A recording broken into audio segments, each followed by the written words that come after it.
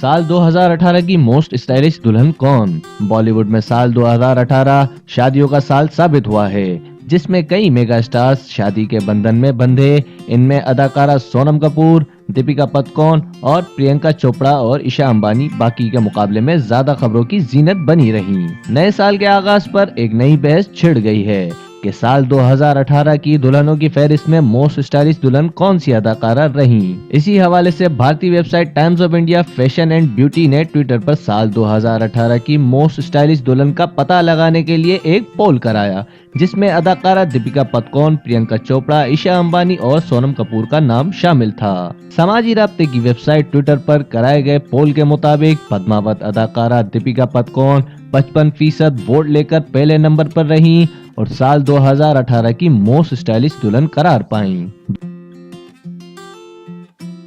दूसरे नंबर पर देसी गर्ल प्रियंका चोपड़ा हैं, जिन्हें 18% वोट मिले।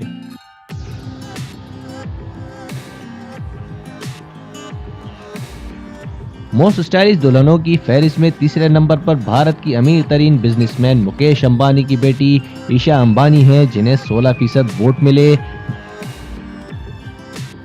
जबकि चौथे और आखिरी नंबर पर अदाकारा सोनम कपूर हैं, उन्होंने 11% वोट हासिल किए।